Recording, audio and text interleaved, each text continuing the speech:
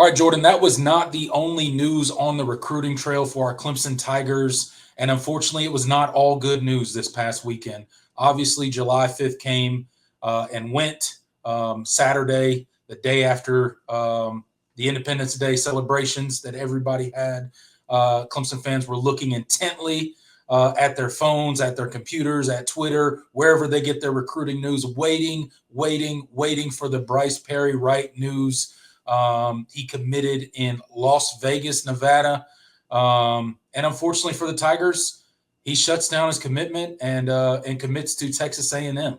I think this is not a total surprise to everyone in the Clemson program, but certainly a commitment that hurts, right? It's a loss that really hurts. It's a loss. We talked about it the week prior to leading up into his commitment date, I should say, and talked about how this would be the type of recruit to take you from a really, really good class to an elite recruiting class in 2026.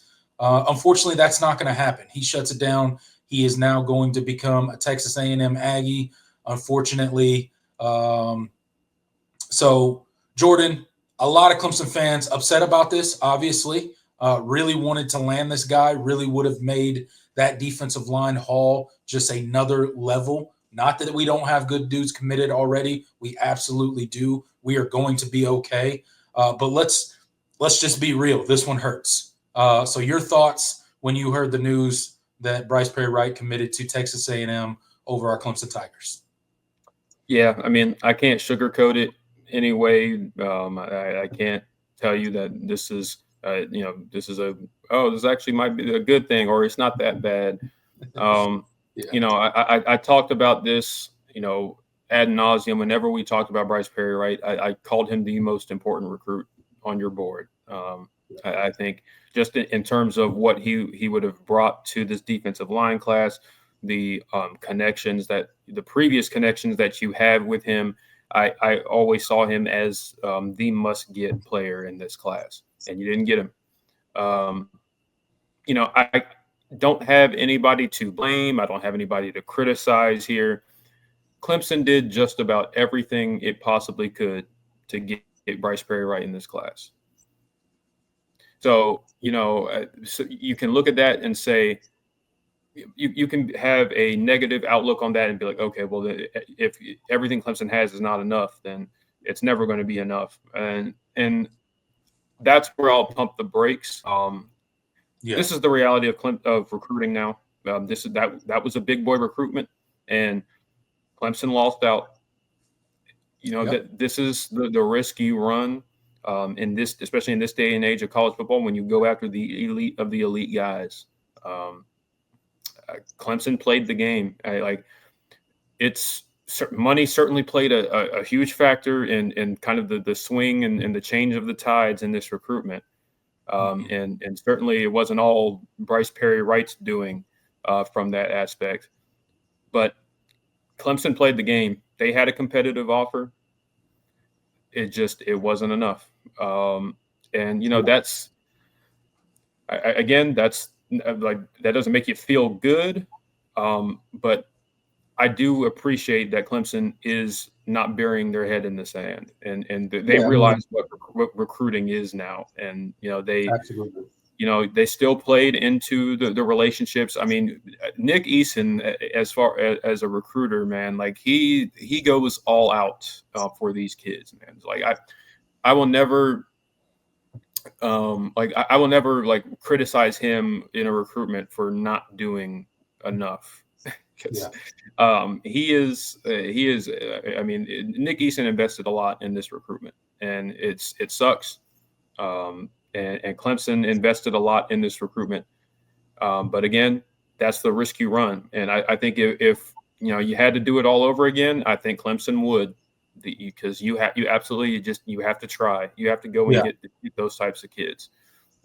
So I'm super disappointed. I'm just as disappointed as everybody else.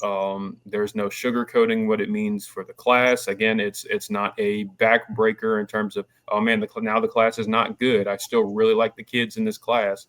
but I thought he was a must get especially with everything that you're losing on the defensive line after this season.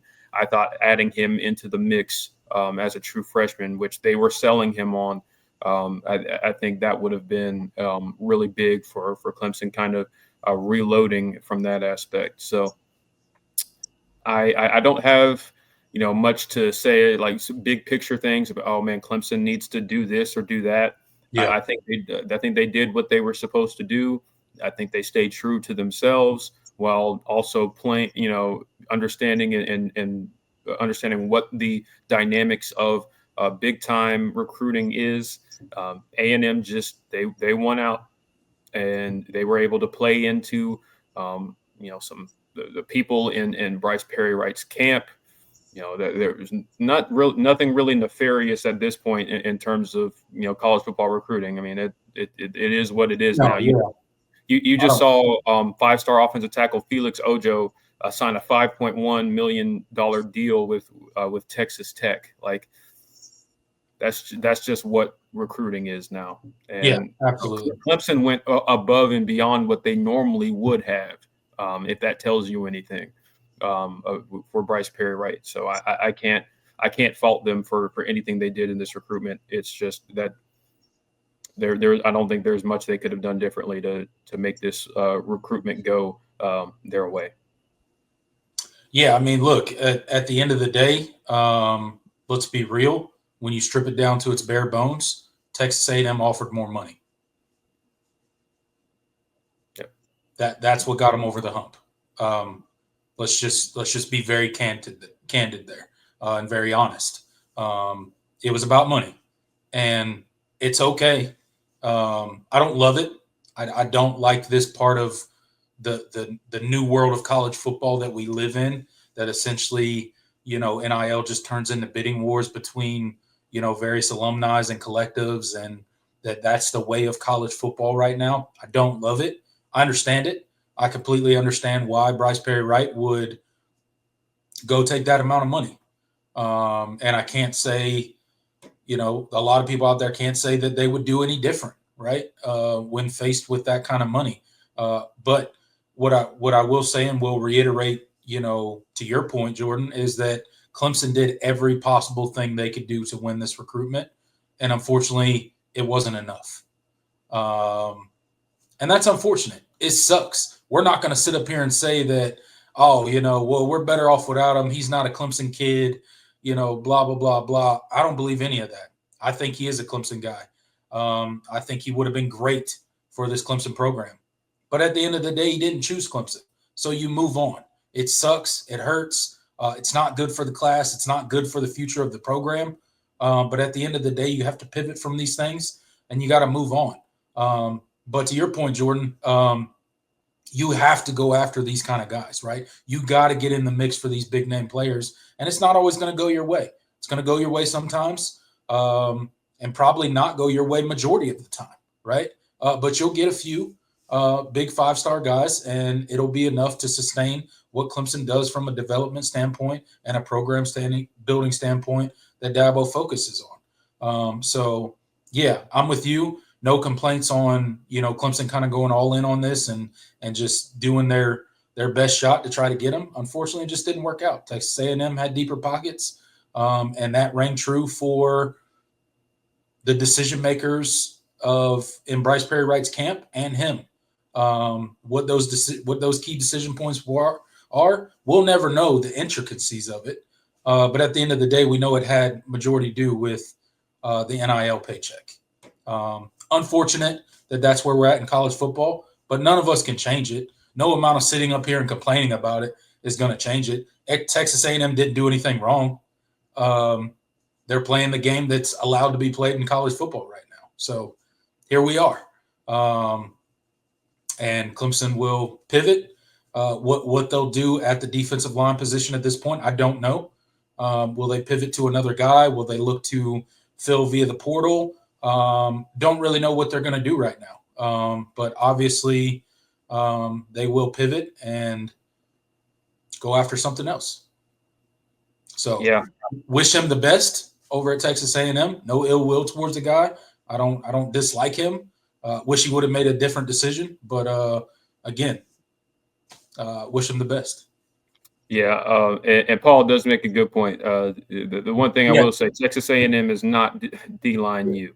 I will criticize, I guess, Bryce Perry-Wright in one way. I don't care how much they paid you. You know damn well they are not DLU. Get up out of here with that nonsense. Look at Clemson's track record. Just go look at the defensive lines in the NFL right now. How many guys from Texas A&M you see? A decent amount, but not to the level of Clemson. No. Not to the caliber that Clemson puts in the NFL. Not to the first rounders. Not to those high-level draft picks that Clemson puts in the league. And that's what you're looking to be is a first-round draft pick. Let's be honest. But again, new coach, new regime there. We'll see. Yeah. See if it pays off. But they're still not defensive line university. Yeah. Not even close. They're not even in the conversation. There's a lot of other teams in the conversation before them. And listen, it's sometimes in these types of situations, it stings in the moment, and then you look back on it a few years from now, and there have been instances where the guys that Clemson missed out on, they didn't work out as well as you thought. Anybody know what Travis Shaw is doing right now? Who? No, I'm just kidding. I'm not to throw shit, and I think not that I think Bryce Perry-Wright is going to be like a Travis Shaw type player, but like I just you just never know. It happens. Recruiting is still a crapshoot at the end of the day, and the star rankings can only tell you so much. They don't prescribe anything about how good a player will actually be when they get on a college campus. So, but you still go after them because the numbers, the data says you're more likely to get a really good player when you go after those kids than not. So that's just the reality. Yeah, absolutely. So that's the unfortunate news out of Clemson recruiting. But again, Clemson will be fine.